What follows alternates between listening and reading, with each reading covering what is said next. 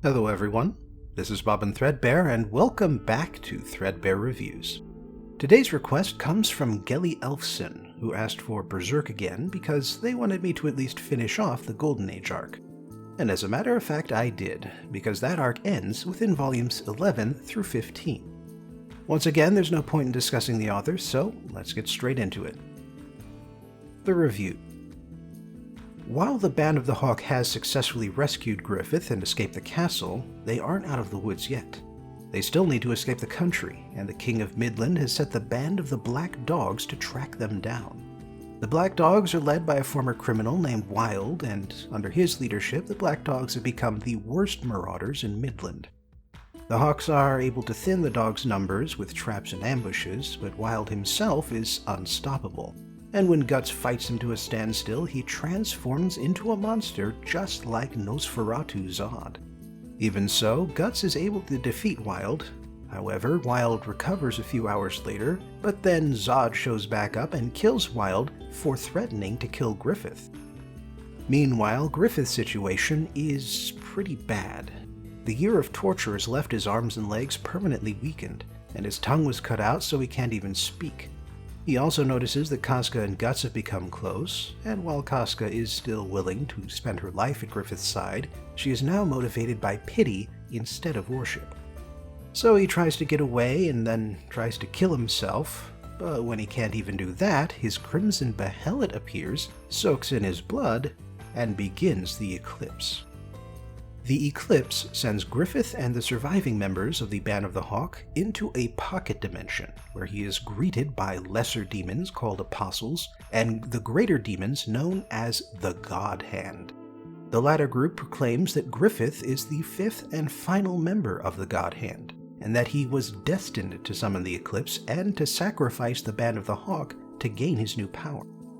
Griffith is somewhat reluctant to do so, but he eventually agrees. And so, as the apostles kill all the mercenaries, Griffith transforms into the demon Femto. As Femto, Griffith rapes Casca and forces Guts to watch. And while he would then have killed them both, the skeletal knight bursts in at this point and rescues them. Afterwards, Guts and Casca recover under the care of Rickert, the only other survivor of the Band of the Hawk. Rickert wasn't there during the eclipse, but managed to show up just afterwards. However, while their physical wounds have healed, Casca's mind has broken from the trauma, to the point where she cannot speak words and she reacts with fear and violence when touched by a man, including Guts. In addition, the two are now marked with the symbol of sacrifice, which means that evil spirits and demons will always try to attack them during the night. Oh, and it turns out that Casca was pregnant, but her fetus was corrupted when Griffith raped her, and it now has also become an evil spirit. So Guts leaves Casca in a cave protected by old elven magic, and heads out to go kill as many apostles as he can find. But whether he plans on redeeming or killing Griffith is still unclear. The story then cuts to 2 years later, after the initial Black Knight arc, and so Puck is once again a main character. Guts happens across a kidnapped girl, Jill, and saves her both from bandits and from a demonic tree, but when he returns her home, the townsfolk attack Guts for bringing an elf along. It turns out that the nearby Misty Valley is full of elves that kill livestock and kidnap children, except they aren't really elves, they're the servants of an elf-like apostle named Rosine. Rosine abducts Jill since they used to be friends back when Rosine was human, but Jill is put off by how evil everything is, and then Guts catches up and starts burning everything. And that's where Volume 15 ends. So I believe I can say with confidence that the reason Gelly Elfson wanted me to cover the whole Golden Age arc was to make sure I would cover the eclipse, and I can fully understand why. To use an analogy, think of Berserk as a roller coaster. The Black Knight arc is a quick little dip as the coaster leaves the station, and after that, the Golden Age arc is one long lift hill that slowly builds over several years' worth of issues. We see growing hints of a darkly magical world just out of sight of regular mortals. We get a steady drip of foreshadowing about Griffith's destiny and personality flaws. And then it all explodes onto the pages as the cast gets trapped by walls of tortured faces and former humans turned into monsters start eating everyone. I didn't go in blind, and so I didn't get the full effect of the shock, but I can still appreciate how this was a perfectly crafted climax. Both the physical climax of the eclipse and the emotional climax of Griffith betraying everyone who ever cared about him for the sake of his ambition. I must admit, though, that I'm not a fan of what happens to Casca. There's something called a woman in the refrigerator moment, where something bad happens to a woman not for the sake of her own character arc, but to create a motivation in a man who cares about her. From that point on, the woman is no longer a character in the story, but is instead an object, a reason for a man to act. And I am aware that Casca will later start traveling with Guts, and eventually she regains her senses, but that only happens in volume 40 or 41. That means Casca's character arc is put on hold for a solid 27 volumes, 2/3 of the manga's run. And sadly, Miura died, and so we'll never know where he wanted her character to go. Her reaction to the trauma she experienced is completely understandable, but I still think there's a better way Miura could have handled things. Meanwhile, Puck's return to the manga is quite welcome, especially since there's no humor anywhere to be seen during the eclipse. Maybe because of this, Puck's humor comes back with a vengeance during the Misty Valley arc, and I'm not sure if we get extra Puck time because of the eclipse, because the Misty Valley is focused on elves, or whether the second thing happened because of the first thing. Anyway, something else that's welcome is the first morally ambiguous apostle. Previous apostles have been completely selfish monsters, and while Rosine is monstrous and amoral, she at least believes she's rescuing children from abusive parents and wartime atrocities.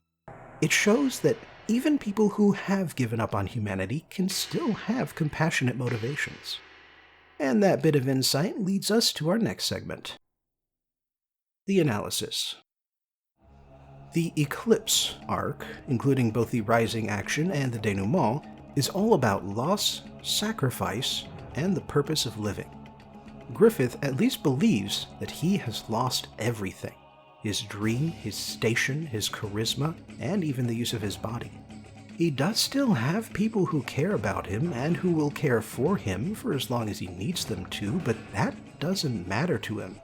For Griffith, people are tools, and if he can't use them properly, then they're worthless. There is a moment when he realizes that being friends with Guts is almost as important to him as his ambition, but when the God Hand present him with a choice, he chooses ambition. Ambition is Griffith's reason to live, and he refuses to have one without the other. Guts also loses everything, thanks to the eclipse. His companions all die, Griffith betrays him, Casca forgets him, and he loses his left arm and an eye. As we see from the Black Knight arc, he basically goes back to being a traumatized kid, and the only reason he keeps on going is for the sake of revenge. He can't do anything to bring back the dead or heal Casca, but the one thing he can do is murder, and so he dedicates himself to finding and killing every apostle he can find. There's also a theme about masks. Everyone likes to think that they are basically a good person who sometimes has to make hard decisions, but not everyone matches that description.